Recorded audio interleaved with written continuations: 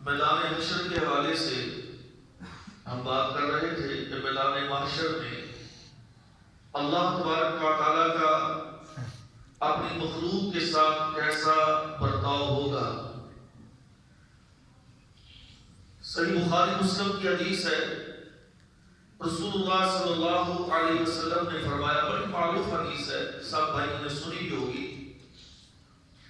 کہ قیامت کے دن میدان حشر میں، میدان محشر میں اللہ تبارک و تعالیٰ اتنے غصے میں ہوں گے، اتنے غصے میں کہ اس سے پہلے بھی کبھی اللہ تبارک و تعالیٰ اتنے غصے میں نہیں اور اس کے بعد میں بھی نہیں۔ اور لوگوں کی کیفیت یہ ہے کہ بہت پریشان، سورج ایک میل کے فاصلے پر زمین تانبے کی طرح سرخ ہو گئی، آگ یعنی تپش سورج کی حرارت کی وجہ سے ٹھہرنا مشکل ہو گیا، پسینہ ہر کسی کا اپنے اپنے اعمال کے مطابق۔ تو اللہ تبارک و تعالیٰ اتنے غصے میں ہے کہ کوئی اللہ تبارک و تعالیٰ کے سامنے بات کرنے کے لیے تیار نہیں۔ ساری مخلوق مل کے نبی آدم علیہ السلام کے پاس کہ آپ ہمارے باپ ہیں، ساری یہ نسل آپ کی ہے، آپ کی آل اولاد ہے، آپ اللہ تعالیٰ سے سفارش کریں کس بات کی کہ اللہ رب العالمین ہمارا حساب لے اور ہمیں جہاں بھیجنا ہے اللہ تعالیٰ بھیج دے، یہاں پہ کھڑا ہونا یہ بہت مشکل ہے۔ یعنی کیفیت یہ ہوگی کہ مجرم وہ یہ سمجھیں گے کہ جہنم میں جانا، جہنم کے اندر ٹھہرنا وہ آسان ہے اور یہاں میدان محشر میں ٹھہرنا یہ مشکل ہے۔ میرے بھائیوں اتنا مسرت ترین دن ہے۔ تو جب نبی آدم علیہ السلام کے پاس ساری مخلوق یعنی کہ سارے لوگ، انسانیت ان کے پاس گئی تو وہ بھی کہیں گے کہ بیٹو آج میں اللہ تبارک و تعالیٰ کے سامنے نہیں بات کر سکتا، مجھے خود اپنے آپ میں یہ بات محسوس ہو رہی ہے، اگر اللہ نے مجھ سے یہ پوچھ لیا کہ آدم تم نے اس درخت کا پھل کیوں کھایا تھا تو میں اللہ کو کیا جواب دوں گا، لہذا میں سفارش نہیں کر سکتا۔ تم نبی نوح کے پاس جاؤ، ساری مخلوق یعنی انسانیت مل کے نبی نوح علیہ السلام کے پاس کہ آپ آدم ثانی ہیں، اللہ رب العالمین نے آپ کو بہت لمبا عرصہ دعوت و تبلیغ کے لیے چنا، آپ نے بڑی قربانیاں پیش کی، لہذا آپ سفارش کر دیں۔ نبی نوح علیہ السلام فرمائیں گے کہ بیٹو آج میں سفارش نہیں کر سکتا۔ یعنی انبیاء بھی اس دن اس وجہ سے پریشان ہوں گے کہ کہیں اللہ تبارک و تعالیٰ نے معمولی سا آگے سے سوال کر لیا تو ہم کیا جواب دیں گے، اور اپنا عذر پیش کیا کہ میرے بیٹو اگر اللہ نے مجھ سے یہ پوچھ لیا کہ اے میرے نبی نوح تو نے اپنے مشرک بیٹے کے لیے دعا کیوں کی تھی تو میں اللہ کو کیا جواب دوں گا۔ اور بھائیوں یہاں پہ بات کو سمجھئے کہ نبی نوح علیہ السلام کیا کہتے ہیں کہ اللہ نے اگر مجھ سے یہ پوچھ لیا کہ بیٹا تو نے اپنے مشرک بیٹے کے لیے دعا کی تھی تو میں اللہ کو کیا جواب دوں گا۔ کیا آج کبھی ہم نے سوچا کہ بھائی شرک کتنا بڑا گناہ ہے؟ شرک وہ ہے کہ شرک والے کے لیے دعا کرنا بھی منع ہے، لہذا آج میں اللہ کے پاس سفارش نہیں کر سکتا۔ تو ابراہیم علیہ السلام کے پاس جاؤ، انسان سارے مل کے نبی ابراہیم علیہ السلام کے پاس، نبی ابراہیم علیہ السلام بھی کہیں گے کہ نہیں آج میں اللہ تعالیٰ کے سامنے سفارش نہیں کر سکتا۔ سفارش کس بات کی کرنی ہے کہ یا اللہ حساب شروع کر دے، ہم سے ٹھہرا نہیں جا رہا، ہم کھڑے نہیں ہو سکتے، یہ سفارش کرنی ہے۔ کوئی جنت میں داخل کرنے کی یا جہنم سے نکالنے کی سفارش نہیں، صرف یہ بات کہنی ہے کہ یا اللہ لوگ کھڑے ہیں، بڑے پریشان ہیں، تو ان کا حساب شروع کر دے، یہ بات کہنے کے لیے کوئی تیار نہیں ہے۔ نبی ابراہیم علیہ السلام کہیں گے بیٹو آج میں سفارش نہیں کر سکتا، آج میں اللہ کو نہیں کہہ سکتا کہ یا اللہ ان کا حساب شروع کر۔ نبی ابراہیم بھی جواب دے گے۔ نبی موسیٰ علیہ السلام کے پاس ساری کائنات آئی، نبی موسیٰ علیہ السلام نے بھی جواب دیا۔ نبی عیسیٰ علیہ السلام کے پاس آئیں گے، عیسیٰ علیہ السلام نے بھی جواب دیا۔ یعنی کہ جو اولو العزم رسول ہیں سارے کے سارے جواب دے چکے، اور بلکہ سب نے ایک ہی بات کہی کہ تم ایسے کرو پیارے نبی آخری محمد صلی اللہ علیہ وسلم ان کے پاس جاؤ، وہ اللہ کے پاس سفارش کرے۔ جب انسانیت پیارے پیغمبر کے پاس آئے گی تو پیارے پیغمبر فرمائیں گے ہاں یہ اللہ نے مجھے اعزاز بخشا ہے، آج میں سفارش کروں گا۔ نبی صلی اللہ علیہ وسلم سفارش کریں گے۔ آپ نے فرمایا کہ سفارش کیسے کروں گا؟ میں اللہ کے سامنے سجدے میں گر جاؤں گا، اللہ کا غصہ ٹھنڈا ہوگا، اور میں کتنی دیر اللہ کے سامنے سجدے میں گرا رہوں گا مجھے اس کے بارے میں پتا نہیں۔ اور پھر آپ نے فرمایا کہ جو اللہ کی اس وقت میں تعریف کروں گا، جو اللہ کی اس وقت میں صفات بیان کروں گا، وہ اللہ نے آج مجھے نہیں سکھائی کہ وہ کون سے الفاظ ہوں گے۔ اس وقت اللہ میرے القاب کرے گا، وہ الفاظ میرے ذہن میں میرے دماغ میں آئیں گے، تو پھر میں ان الفاظ سے اپنے اللہ کی تعریف اور صفات بیان کروں گا۔ اللہ رب العالمین فرمائیں گے نبی اپنا ارفع رأسک، اپنا سر اٹھائیے اور سوال کیجئے کیا مانگتے ہیں آپ، اور جو آپ مانگتے ہیں آپ کو دیا جائے گا۔ پیارے پیغمبر نے فرمایا کہ پھر میں اللہ سے یہ سوال کروں گا اپنی امت کے بارے میں اور پھر لوگوں کے بارے میں کہ یا اللہ ان کا حساب شروع کر۔ اللہ رب العالمین پھر غصے سے ٹھنڈے ہوں گے اور اللہ پھر ان لوگوں کا حساب شروع کریں گے۔ میرے بھائیوں ہم یہ بات کر رہے تھے کہ یہ میدان محشر ہے جس کا تصور اور جس کے بارے میں سوچ و فکر آج ہمارے ذہنوں میں نہیں کہ ہم نے اس دن میں جانا ہے اور اس دن ہم نے کھڑے ہونا ہے اور اللہ کو ہم نے اس کا حساب دینا ہے، اور آج اس دن کی ہمیں کوئی فکر نہیں ہے۔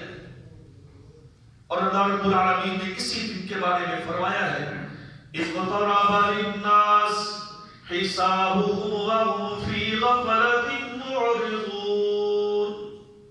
لوگوں کا وہ وقت بالکل قریب آ پہنچا ہے کہ جس میں لوگوں سے حساب و کتاب لیا جائے گا، ان سے پوچھ گچھ ہوگی، لیکن لوگوں کی کیفیت یہ ہے، لوگوں کا عالم یہ ہے فی غفلۃ معرضون کہ لوگ اس دن سے بالکل غفلت میں، لوگ ابھی اپنی زندگی کو غفلت میں گزار رہے ہیں، یہ نہیں سوچتے کہ میں نے اللہ کو حساب دینا۔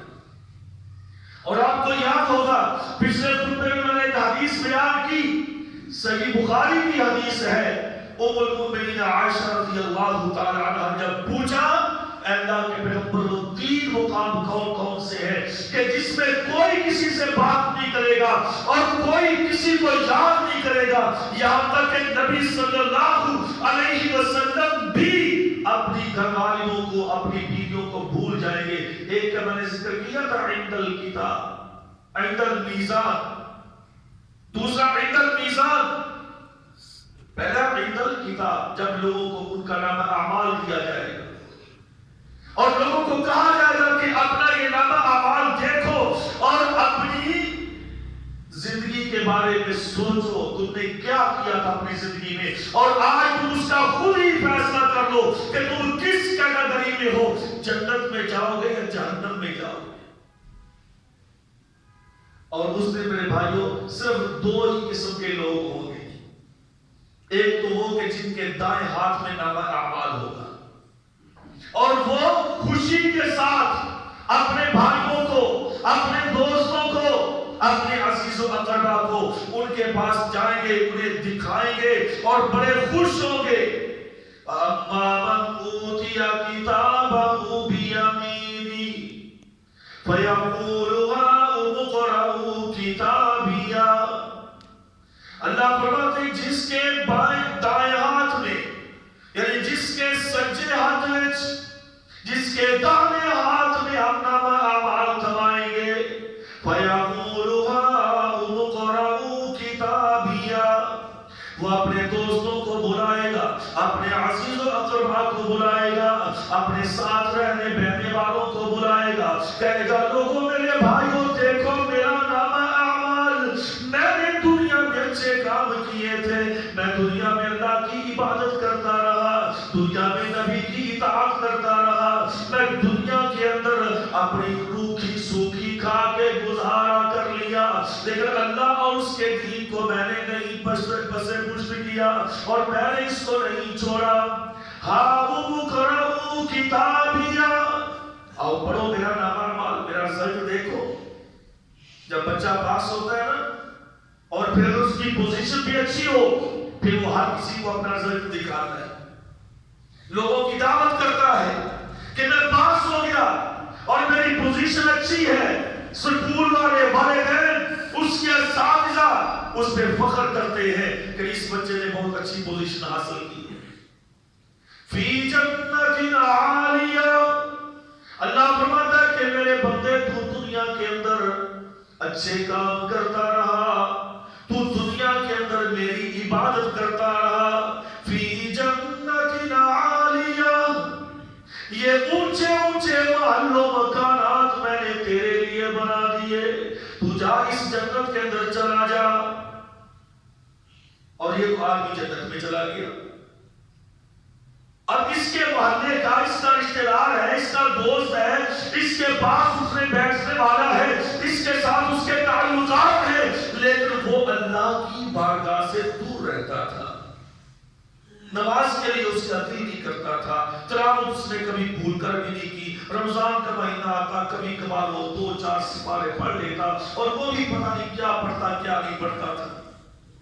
میرے بھائیوں سوچئے ہماری زندگیاں گزر گئی، ہم نے قرآن مجید سیکھنے کی کوشش کی، ہم نے پڑھنے کی کبھی کوشش کی، ہم نے کبھی اس کو سمجھنے کی کوشش کی؟ ذرا غور کیجئے، یہ لمحات فکریہ ہے۔ اللہ کی قسم ہم نے بہت ساری تعلیمیں حاصل، بہت سارے تجربات ہیں ہمارے، زندگیاں گزر گئی ہماری، پی ایچ ڈی کر لی کسی بھی ڈپارٹمنٹ کے اندر، لیکن قرآن مجید نہ پڑھنا ہے، اس کو ہم نے سیکھا ہی نہیں، اس کو ہم نے حیثیت دی نہیں۔ اگر اس کی اہمیت کو میں نے سمجھا ہوتا، اگر قرآن مجید کی فضیلت اور اس کی اہمیت، اس کے احکام کو سمجھا ہوتا تو آج اس کو میں پڑھتا بھی، لیکن میں نے قرآن پڑھا ہی نہیں، چھوڑ دیا، پتہ ہی اس میں کیا لکھا کیا نہیں لکھا، مولوی جو ہے ہمیں سنانے کے لیے بس کافی ہے۔ اللہ اکبر کبیرہ، یہ بندہ کیا کہے گا؟ فَأَمَّا مَنْ أُوتِيَ كِتَابَهُ بِشِمَالِهِ، اللہ فرماتے ہیں یہ وہ آدمی ہے کہ جس کے بائیں ہاتھ کے اندر، جن کھپا ہاتھ کہیں گے، جس کے بائیں ہاتھ کے اندر اللہ رب العالمین نامہ اعمال دیں گے، الٹے ہاتھ کے اندر نامہ اعمال لے کر یہ چھپتا پھرے گا اور کہتا ہے کہ کاش کہ میں وَلَمْ أَدْرِ مَا حِسَابِيَهْ یا لیتہا کانت القاضیہ، کاش کہ مجھے پتہ ہی نہ ہوتا کہ حساب و کتاب کا دن بھی آئے گا۔ مطلب کیا ہے؟ یا لیتنی کنت ترابا، کاش میں مٹی بن جاتا، میں انسان ہی نہ ہوتا، میں تو کوئی پتھر ہوتا، میں کوئی جانور ہوتا، میں کسی اور مخلوق میں ہوتا، میرا نام و نشان ہی نہ ہوتا، مجھے کوئی جانتا ہی نہ ہوتا، اور آج کے دن مجھے کھڑا ہی نہ کیا جاتا۔ آج تو انسان اپنا نام اونچا کرنے کے لیے پتہ نہیں کیا کیا کچھ کرتا ہے، لوگوں کو مار دیتا ہے، چوریاں کرتا ہے، ڈکیتیاں کرتا ہے، رشوتیں لیتا ہے، اور اپنا نام اونچا کرنے کے لیے پتہ نہیں کون کون سے گناہ کر بیٹھتا ہے، اور کل کہے گا کہ ہائے افسوس میں تو مٹی بن جاتا، میں تو انسان ہوتا ہی نہ۔ چونکہ اب چھپتا پھر رہا ہے، اب کسی کو کیا منہ دکھائے؟ ولم أدر ما حسابيا يا ليتها كانت القاضية ما أغنى عني ماليا هلك عني سلطانيا. کہتا ہے افسوس میں اس سے پہلے مٹی بن جاتا، مجھے اس کے بارے میں علم ہی نہ ہوتا اور مجھے یہ میرا اعمال آج دیا جاتا، اور آج میں کس منہ سے لوگوں کو اپنا تعارف کرواؤں. پھر اگلی بات کہتا ہے کہ جس کے پیچھے آج ہم اپنی ساری زندگی برباد کر دیتے ہیں. کہتا ہے کہ ہائے افسوس ما اغنی عنی مالیا، مجھ کو میرے مال نے بچایا نہیں. جس مال کو میں نے جمع کیا، نہیں میں نے دیکھا حلال ہے حرام ہے، نہیں میں نے دیکھا رشوت اور سود، سارا کام بھی سود پہ کیا، میرا سارا بزنس تھا ہی سود کی بنیاد پہ. اگر کوئی مجھے کہتا بھی تو میں کہتا جی اس کے بغیر تو بزنس چل ہی نہیں سکتا، اس کے بغیر تو سروائیو بھی نہیں کر سکتے. پتہ نہیں کون کون سی مثالیں کہاں سے مولویوں سے فتوے جا کے دیتا تھا کہ جس کے بغیر تو ہمارا گزارا ہی نہیں. مولوی صاحب ہم کیسے سروائیو کریں گے زندگی میں اگر یہ سودی یا بینک کے ساتھ ہمارا یہ لین دین نہ ہوا تو. اللہ اکبر. اب کہے گا مالنا عنی مالیا، ہائے افسوس مجھ کو میرے مال نے بچایا نہیں. مال بچائے گا. ہلک عنی سلطانیہ، ہائے افسوس میری سلطنت، میری بادشاہت. میں تو دنیا میں بادشاہ تھا، میں تو وزیر ہوتا تھا، میں تو صوبائی یا وفاقی وزیر تھا، میں تو وزیر اعظم یا صدر تھا، میرے پاس تو بڑا پروٹوکول تھا، میرے پاس تو بہت ساری فورسز تھی. آج مجھ کو میری بادشاہ نے بچایا نہیں. ہلاک عنی سلطانیہ، ہلاک ہو گئی، تباہ ہو گئی، برباد ہو گئی میری سلطنت. نہیں بچایا مجھ کو میری سلطنت نے. ہلک عنی سلطانیہ خذوہ فغلوہ ثم الجحیم صلوہ. اللہ فرماتے اس کو پکڑو. آج یہ کہتا ہے مجھے کسی نے بچایا نہیں، نہ مال نے نہ میری حکومت نے. اس کو پکڑ کے باندھو، اور باندھنا بھی کس کے ساتھ ہے؟ ثم فی سلسلۃ ذرعها 70 ذراعا فاسلکوہ. اس کو لوہے کے زنجیر جو آگ میں تیار ہوئے ہیں اور ان زنجیروں کے ساتھ اس کو پکڑ لو. وہ 70 ہاتھ لمبے یعنی کہ 90 فٹ کا زنجیر بنتا ہے لوہے کا آگ کا بنا ہوا، اس کے ساتھ اس کو باندھ کے جکڑ دو. ثم الجحیم صلوہ، پھر اس کو جہنم کے اندر بھڑکتی ہوئی آگ کے اندر پھینک دو. آج یہ کہتا ہے مجھے کسی نے بچایا نہیں، آج یہ کہتا ہے میرا مال تباہ ہو گیا، آج یہ کہتا ہے میری سلطنت تباہ ہو گئی. ہم نے اس کو سب کچھ دنیا میں بتلا دیا تھا، اس کو پکڑو جہنم میں پھینک دو. اس کی سب سے بڑی وجہ انہ کان لا یؤمن باللہ العظیم، یہ اللہ کی باتوں کو مانتا ہی نہیں تھا، یہ اللہ پر ایمان نہیں لاتا تھا. مطلب کیا ہے؟ اللہ کی بات کو اہمیت ہی نہیں دیتا تھا. میرے بھائیو آج مجھے اللہ کی بات کی کتنی اہمیت ہے، میں اللہ کی بات کو کیا اہمیت دیتا، کیا اہمیت ہے میرے سامنے اللہ کی بات کی. نعوذ باللہ.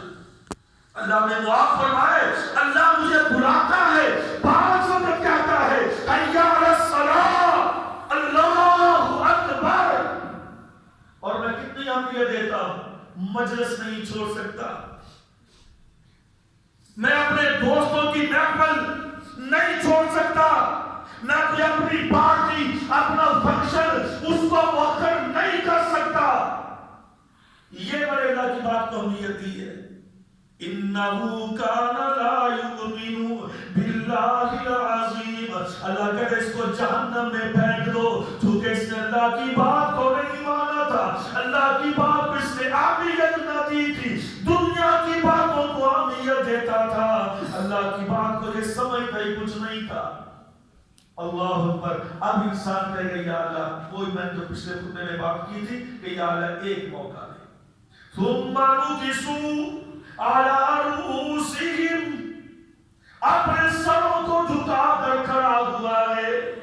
جہاں پہ اس کی گردن کا سریا ہی نہیں ختم ہوتا تھا، اب اپنے گردن کو جھکا کے کھڑا ہوا ہے، زنجیروں میں جکڑا ہوا ہے. اس کی ساری چیز تباہ و برباد ہو گئی، اس کا مال و دولت چلا گیا، اس کی آل اولاد چلی گئی. پھر کہتا ہے کاش کہ مجھے میری بیوی بچا لیتی، کاش میری مجھے اولاد بچا لیتی. اللہ یا اللہ میری اولاد کو جہنم میں پھینک دے، میری بیوی کو جہنم میں پھینک دے.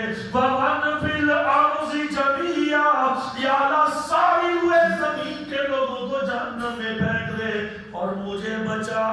اللہ کہتا ہے یہ تو نہیں ہو سکتا. ایک تو یہ مقام ہے میرے بھائی. پیارے پیغمبر نے فرمایا کہ عائشہ یہ دوسرا پہلا مقام یہ کہ جب لوگوں کو نامہ اعمال دیا جائے گا اس وقت کوئی کسی کو یاد نہیں کرے گا. اور دوسرا آپ نے فرمایا کہ جب پل صراط کو جہنم کے اوپر بچھایا جائے گا اس وقت بھی کوئی کسی کو یاد نہیں کرے گا. ہر کسی کی یہی خواہش ہوگی کہ کاش میں یہاں سے گزر جاؤں، اور باقی سارے جہنم میں گرتے ہیں تو گر جائیں. پیارے پیغمبر نے فرمایا میرے بھائیوں صحیح بخاری کے حدیث ہے، یہ کوئی قصے کہانیاں نہیں ہم سوچے پتہ نہیں یہ ہوگا کہ نہیں ہوگا، ایسے ہوگے ہوتا ہے سینکڑوں بندے کیا کرے گا. یہ کیسے ممکن ہے کہ بار سے بریک تلوار سے تیز وہ دھار آجی اور پھر جہنم اس کے اوپر اس کو رکھا جائے گا. ہمیں سمجھ نہیں آتی، یہ شیطانی ذہن ہوتا ہے.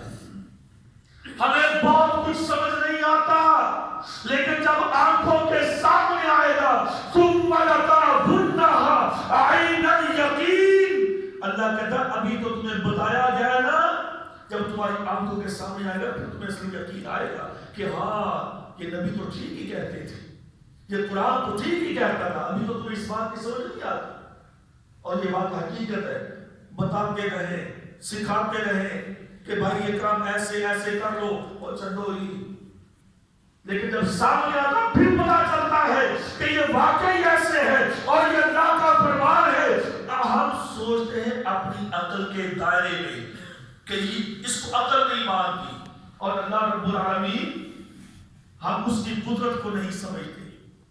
ان اللہ علی کل شیء قدیر، جو اللہ اس اتنے بڑے آسمان کو بغیر ستونوں کے کھڑا کر سکتا ہے، جو اللہ اس اتنی وسیع زمین کو پانی کی تہ پہ ٹکا سکتا ہے، کھڑا کر سکتا ہے، جو اللہ ایک پانی کی بوند سے مجھے اور آپ کو پیدا کر سکتا ہے، جو اللہ یہ ساری کائنات کو کن کہہ کے ایک وجود عطا کر سکتا ہے، اس کے لیے پل صراط کا بنانا کوئی مشکل ہے؟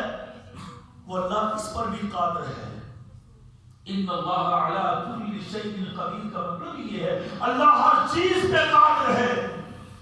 پیارے پیغمبر نے فرمایا کہ عائشہ جب پل صراط سے لوگ گزریں گے اس وقت بھی کوئی کسی کو یاد نہیں کرے گا، یہاں تک کہ میں نبی محمد صلی اللہ علیہ وسلم بھی اپنی عورتوں کو اپنی گھر والیوں کو یاد نہیں کروں گا.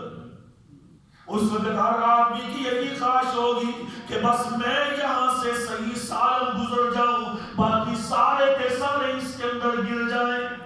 پیارے پیغمبر نے فرمایا کہ پہلا قافلہ ایسے گزرے گا جیسے آنکھ جھپکی جاتی ہے، بجلی کا کڑکا ہوتا ہے، ایسے گزر جیسے آسمان سے بجلی گرتی ہے، پتہ ہی نہیں چلتا کب آئی اور کب گئی، اس کی آواز کا پتہ چلتا ہے. ایسے ایک قافلہ گزر جائے گا وہاں سے.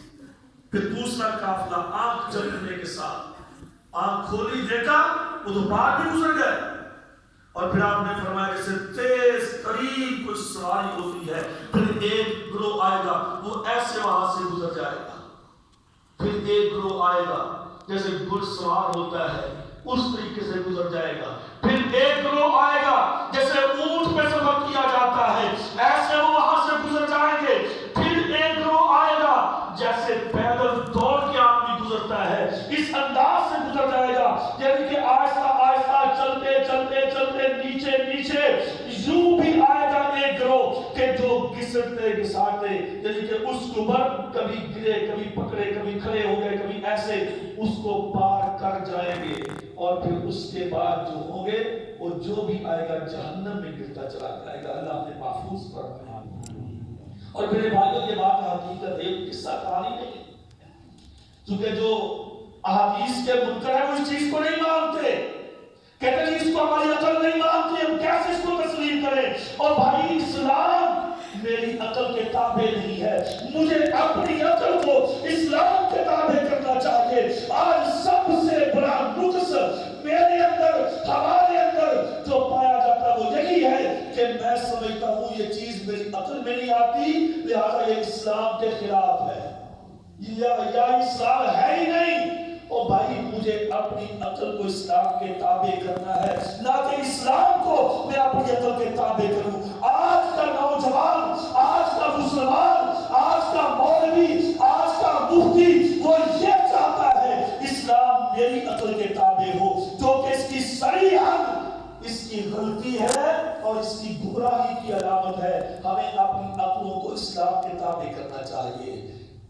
سیدنا علی رضی اللہ تعالیٰ عنہ کی حدیث ہے، آپ نے فرمایا کہ میں نے سنا نبی صلی اللہ علیہ وسلم سے، آپ نے فرمایا کہ لوگوں اگر دین عقل کے تابع ہوتا، اگر دین عقل کے تابع ہوتا تو جب ہم جرابوں پہ موزوں پہ مسا کرتے ہیں سردیوں میں تو چاہت تو یہ بنتا ہے، عقل تو یہ کہتی ہے کہ مسا نیچے کیا جائے، چونکہ پاؤں کا نچلا حصہ زمین پہ لگتا ہے، اوپر والا حصہ تو زمین پہ لگتا ہی نہیں ہے، تو لہذا عقل تو یہ کہتی ہے کہ پاؤں کے نیچے مسا کیا جائے۔ لیکن چونکہ دین عقل کا محتاج نہیں ہے، دین عقل کا تابع نہیں ہے، ہماری سمجھ میں آئے یا نہ آئے ہمیں اسی پہ عمل کرنا پڑے گا کہ ہمیں پاؤں کا مسا موزے جرابوں کے اوپر کرنا پڑے گا، نیچے نہیں کرنا۔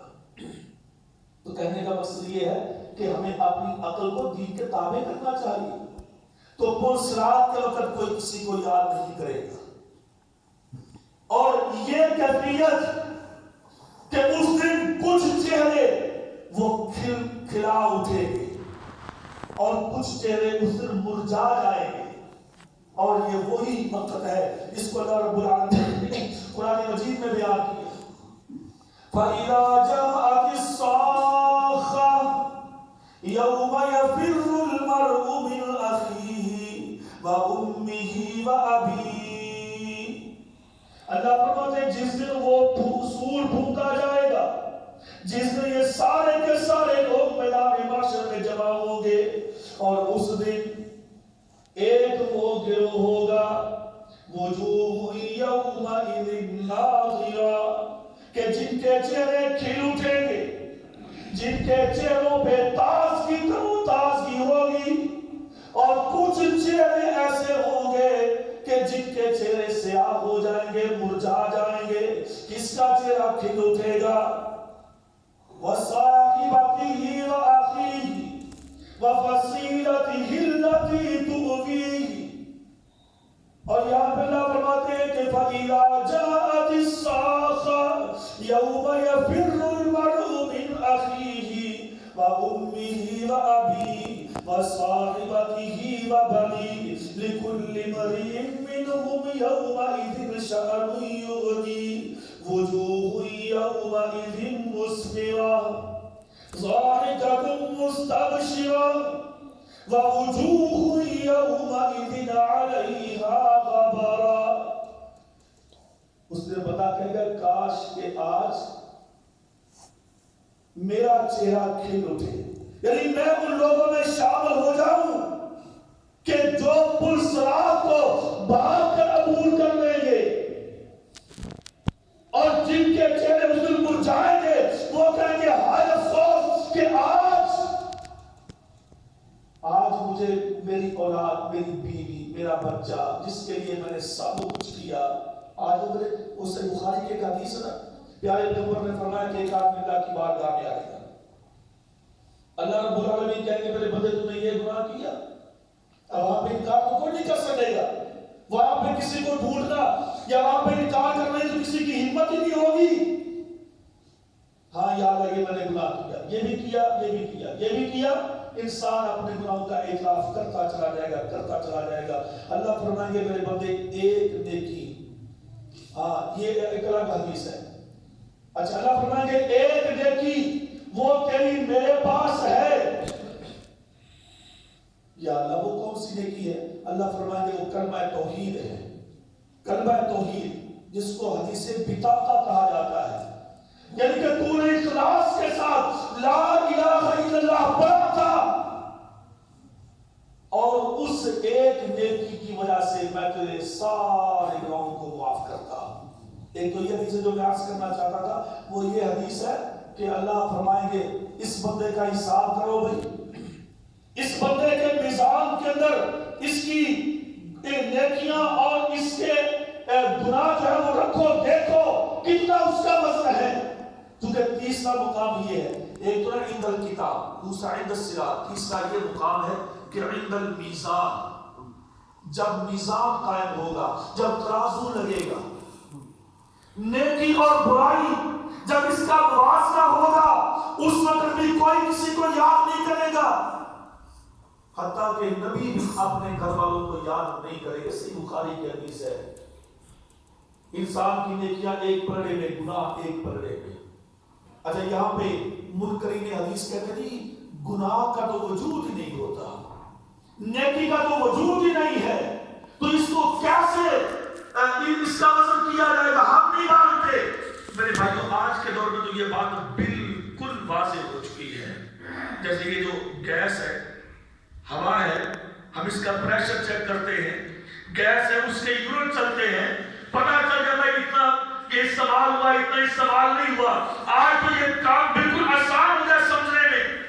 اب گیس کا کون سا وجود ہے، ہوا کا کون سا وجود ہے، لیکن ہم اس کو سمجھتے ہیں کہ اس کا کتنا وزن ہے، اس کا جو بھی اس کا سلسلہ ہے.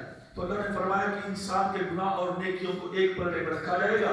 اور پھر اب یہاں پر جس کے گناہ زیادہ ہوئے، اب یہ بندہ بڑا پریشان ہے. اب یہ بندہ جس کی ایک نیکی کم ہے، جو میں حدیث نقل کرنا چاہتا تھا، ایک نیکی کم ہے، اللہ کہتے میرے بندے جا اپنے رشتہ داروں کے پاس جا اور اپنے جاننے والوں کے پاس جا، ایک نیکی لیا، ایک نیکی. اگر تیری ایک نیکی اور آ جائے تو تیرا گناہ والا پلڑا نیچے بیٹھ جائے گا، گناہ والا پلڑا اوپر اٹھ جائے گا، نیکی والا نیچے بیٹھ جائے گا. ایک نیکی کہیں سے لیا.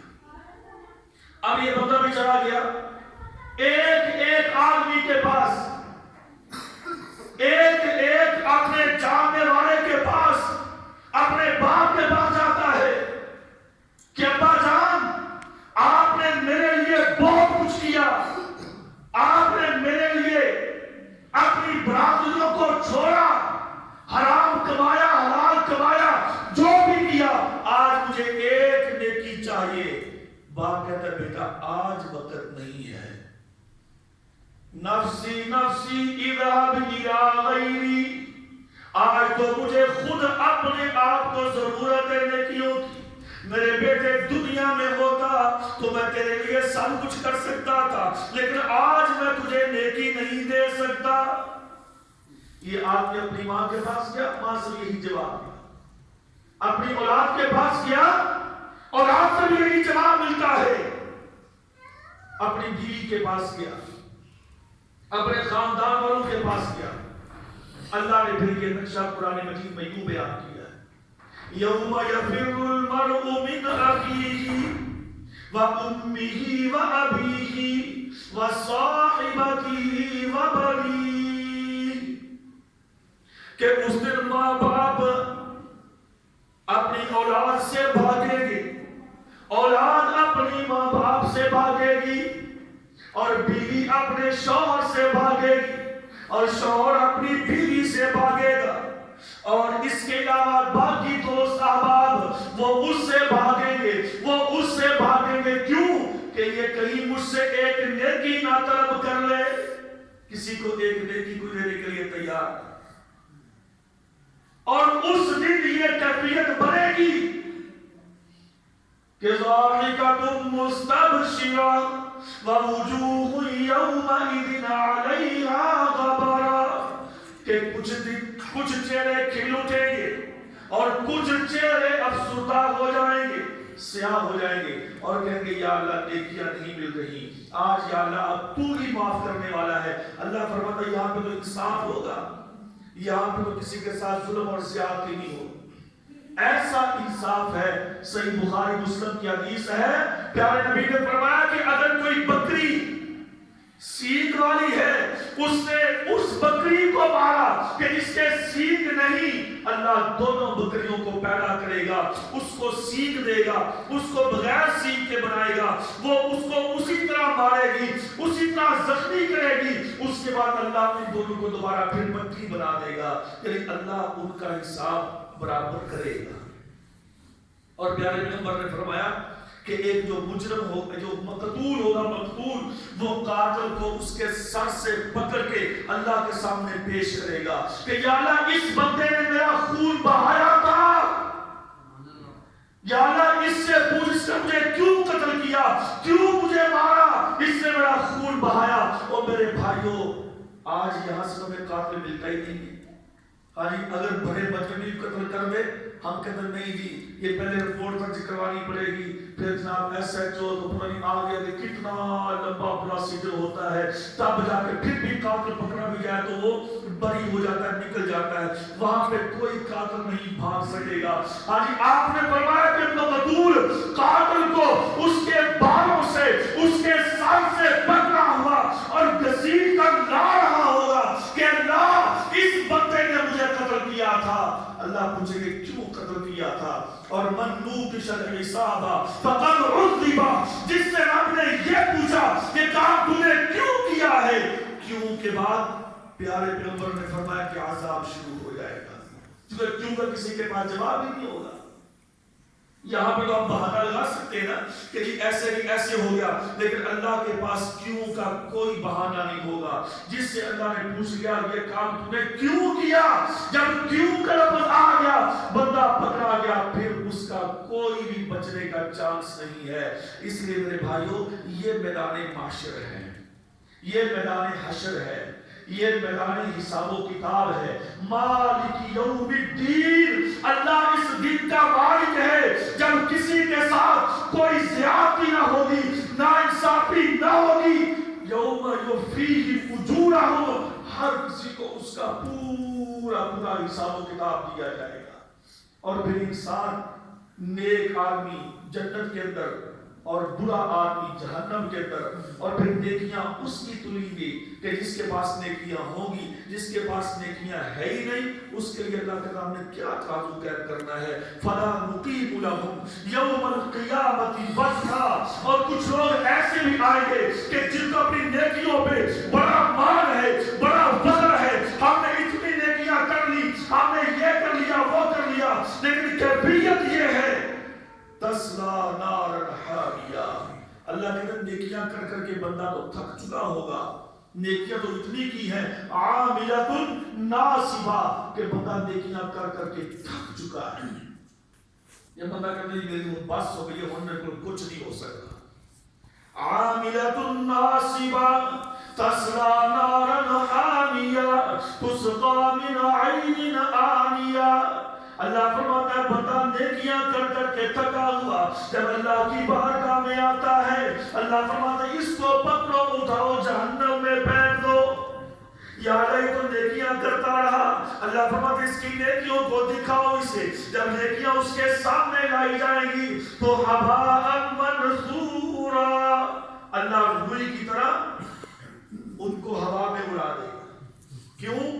ان نیکیوں کی اہمیت نہیں ہے، اس کی کئی وجوہات ہیں، یا تو اللہ کے حکم کے خلاف ہیں، نبی کے حکم کے خلاف ہیں، شریعت مطہرہ کے خلاف ہیں، وہ خود نیکیاں سمجھ بیٹھا، یا پھر اس میں لوگوں کے لیے ریا، فخر، سمعہ کہ لوگ کہیں گے بڑا نمازی ہے، لوگ کہیں گے بڑا حاجی ہے، لوگ کہیں گے بڑا قاری، بڑا مفتی، بڑا عالم ہے، لوگ یہ کہیں گے، یا تو اس کے اندر یہ چیز ہوگی، یہ اس کے اور بھی کئی چیزیں منحصر ہیں باہر کے اللہ کے اس کی نیکیوں کو ہم ایسے ہی اڑا دیں گے اور بھلا نقیم لہم یوم القیامت وزنا، اس کا کوئی ترازو لگے گا ہی نہیں، کیونکہ حیثیت ہی نہیں ہے، اہمیت ہی نہیں ہے، اس کے لیے کون سا ترازو لگانا ہے؟ لیکن ہم سونار کے پاس جاتے ہیں نا، ایک ماشا سونا لینا ہو، ایک ماشا، اس کے لیے وہ کمپیوٹرائز کرنا لگاتا ہے کہیں تھوڑا سا بھی آگے پیچھے نہ ہو جائے۔ اگر میں مٹی چاہیے تو جی 1 کلو مٹی چاہیے، یعنی تم جتنی مرضی پڑھ کے لے جا،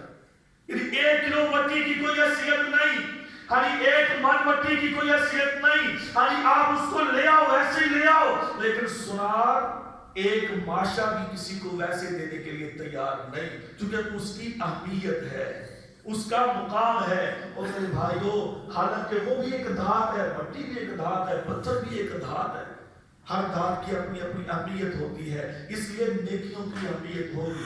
اور کچھ نیکیاں ایسی کہ جس کے اندر سمعہ، فخر، ریا، دکھلاوا، یہ اللہ اس کے رسول سے ہٹ کر ان نیکیوں کی حیثیت مٹی کی طرح اللہ ان کو ہوا میں اڑا دے گا۔ اللہ ہماری نیکیوں کو اپنی بارگاہ میں قبول و منظور فرمائے، اللہ ہمیں سمجھنے کی عمل کی توفیق دے۔ ہمارا